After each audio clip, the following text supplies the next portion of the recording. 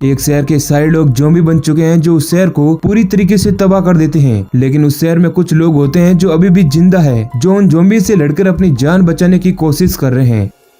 Movie की शुरुआत में हम एक पुलिस वाले को देखते हैं जो बहुत ही बुरी तरह घायल है, जिसे फ्रांस के एक मशहूर ड्रग माफिया के लीडर एडुएल ने उसे बहुत ही बेरहमी से मारकर समुद्र किनारे फेंक दिया था। और हम वहीं एक और पुलिस वाले को देखते हैं जो अपने साथी की मौत के बाद बहुत ही ज्यादा गुस्से में है। अब सीन कट होता है और हमें उसी मारे गए पुलिस वाले के फ्यूनरल को दिखाया जाता है, जिसमें उसके कुछ साथी ऑफिसर्स भी आए हुए हैं जो अपने दोस्त की मौत पर बहुत ही ज्यादा दुखी है। अब हम फ्यूनरल में उसी यूनिट के कुछ जाबाज कोप्स को भी देखते हैं जो किसी गुंडे से कम नहीं है, जिनमें ओरो, आसिम, जिमनेज और टोनी है जो उस मारे गए पुलिस वाले के दोस्त हैं। और अब वो लोग अपने दोस्त की मौत का बदला भी लेंगे। आगे हम देखते हैं कि जिमनेज एडुएल की गैंग के एक मेंबर को बहुत ही बुरी तरह टॉर्चर कर रहा है और वो एडुएल का एड्रेस पूछ रहा है, लेकिन एडुएल का वो आदमी किसी भी हाल में उसके पत्ते का खुलासा नहीं करता। और अब इसके बाद जिमनेज अपनी पूरी हैवानियत दिखाता है और उस आदमी को किसी जानवर की तरह मारता है और उसे अधमरा कर देता है। और जिसके बाद वो आदमी भी आखिर में एडुएल का पता बता देता है और कहता है कि वो किसी सिटी के अपार्टमेंट में रह रहा है जहाँ उसका कोई कुछ भी नहीं बिगाड़ सकता।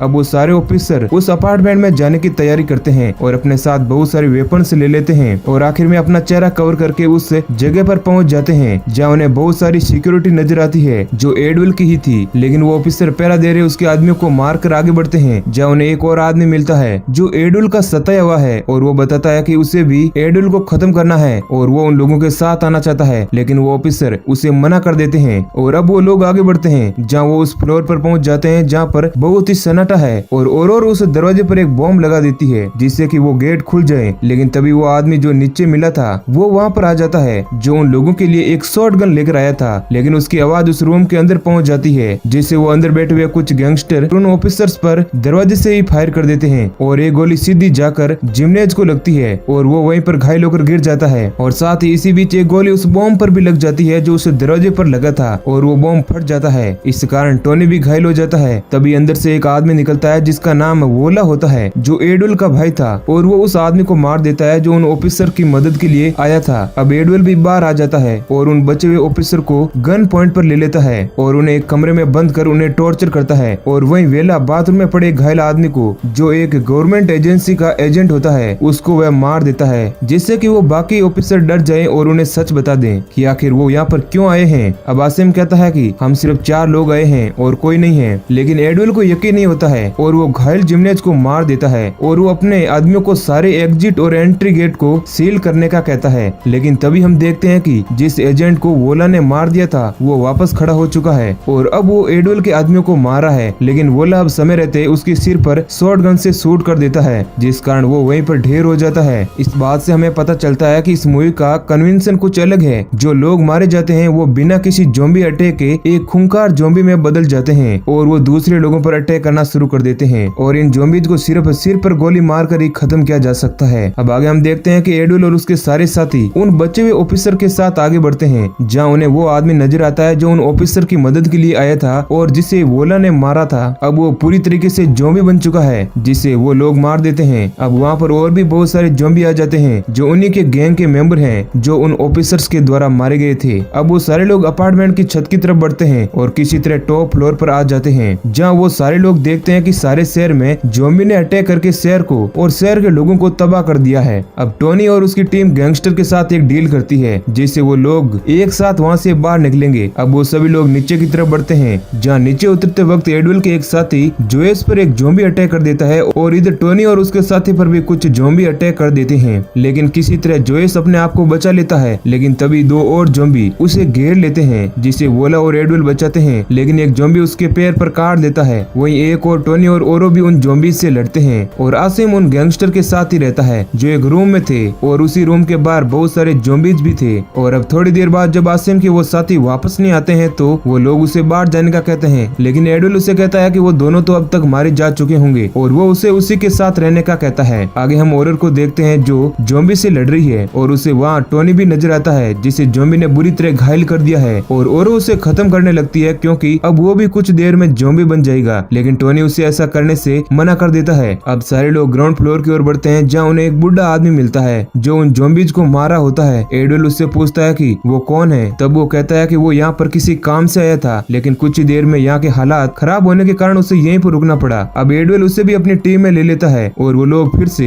एक रूम में जाते हैं जहाँ वो बुढ़ा आदमी जोयस के जख्मी पैर को काटने का कहता है, लेकिन जोयस कहता है कि वो ऐसा नहीं कर सकता और उसकी इसी बात से वोला भी एग्री करता है और फिर वो लोग आपस में लड़ने लगते हैं। लेकिन एडविल के कहने पर वो लोग उसके पैर को नहीं काटते हैं और अब वो लोग उसी रूम में बैठ जाते हैं जहाँ उन्हें टीवी पर एक अनाउंसमेंट सुनाई देती है जिसमें गवर्नमेंट बचे हुए लोगों को मिलिट्री कैंप में आने का कहती है, जिसके बाद वो सभी लोग उस अपार्टमेंट को छोड़ने का प्लान बनाते हैं। इसी बीच आसिम एडविल को अपने दोनों साथी को ढूंढने का कहता है, लेकिन वो मना कर देता है। अब वो लोग आगे बढ़ते हैं जहाँ उन्हें एक लेडी ज़ॉम्बी नजर आती है जिसे वोला पूरी तरह नहीं मारता है और उस लेडी के साथ मस्ती करने लगता है, लेकिन तभी एडविल वोला की इस हरकत से नाराज हो जाता है और उसे डांटता है। उन दोनों भाइयों की लड़ाई का फायदा जोयस उठाता है और वोला को एडविल के खिलाफ भड़काता है। तभी उन्हें टोनी नजर आता है और आसिम उससे ओरो के बारे में पूछता है, लेकिन इसी बीच ओरो भी वहाँ पर आ जाती है और वो टोनी को गन से शूट कर देती है, जिस कारण वो वहीं पर मारा जाता है और आसिम ओरो पर भड़क जाता है क्योंकि वो अपने ही साथी को कैसे मार सकती है। तब ओरो कहती है कि वो बहुत ही ज्यादा जख्मी था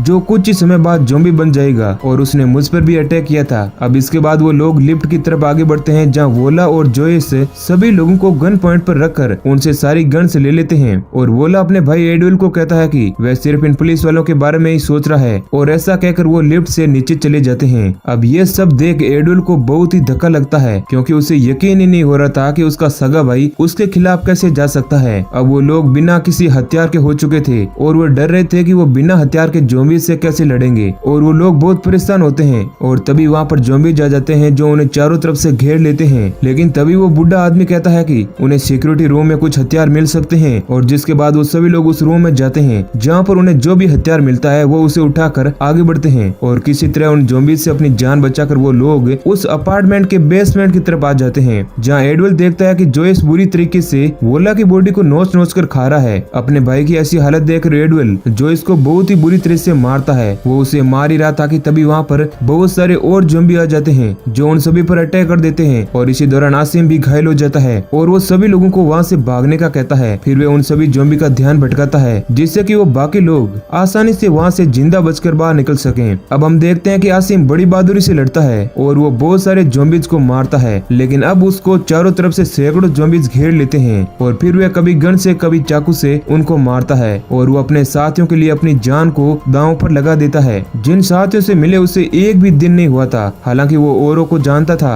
पर वो अब उसे गलत समझने लगी थी क्योंकि उसने टोनी के लिए उस पर गन पॉइंट की थी। अब कुछ ही देर में वो ज़ॉम्बी आसिम को भी मार देते हैं और वो बचे हुए लोग बेसमेंट में पहुंच जाते हैं जहाँ उन्हें कई सारी बॉडीज के टुकड़े नजर आते हैं जिन्हें वो ज़ॉम्बीज ही इकट्ठा कर रहे थे। अब वो बचे हुए लोग बेसमेंट के दरवाजे को खोलने लगते हैं, लेकिन वो दरवाजा पूरी तरीके से जाम था। अब हम उस बूढ़े आदमी को देखते हैं जो उस दरवाजे की तरफ बढ़ रहा है और ज़ॉम्बीज को मारा है और वहीं एक और ओरो और एडविल लगातार उस दरवाजे को खोलने की कोशिश कर रहे हैं। तभी उस बूढ़े आदमी की भी गन खाली हो जाती है और वो एक बॉम्ब से उन ज़ॉम्बीज के साथ खुद को भी उड़ा लेता है। इस हादसे में बहुत सारे ज़ॉम्बी भी खत्म होते हैं और अब इधर ओरो और एडविल उस दरवाजे को खोल देते हैं और उस अपार्टमेंट से बाहर निकल जाते हैं जहाँ वो देखते हैं कि शहर की हालत बहुत ही ज्यादा खराब हो चुकी है और हम व्यूअर्स को लगता है कि अब सब कुछ ठीक हो चुका है। लेकिन तभी हम देखते हैं कि ओरो एडविल पर गन तान देती है और वो उसे याद दिलाती है कि वो और उसकी टीम यहाँ पर क्यों आए थे और वो उसे वहीं पर शूट कर देती है जिससे उसकी भी डेथ हो जाती है। अब थोड़ा सा बुरा हमें यहाँ पर लगता है क्योंकि एडविल में अब शायद कुछ बदलाव आ रहे थे और वह अच्छा इंसान बन रहा था, लेकिन क्या करें ओरो उसे वहीं पर मार कर मूवी की मेन विलेन बन जाती है। हालांकि अगर हम उसके पॉइंट ऑफ व्यू से देखें तो उसने अपने साथी की मौत का बदला लिया है और इसी सीन के साथ मूवी एंड हो जाती है। तो दोस्तों उम्मीद है कि ये कहानी आपको पसंद आई है। ऐसे ही और वीडियो पाने के लिए चैनल को सब्सक्राइब करें।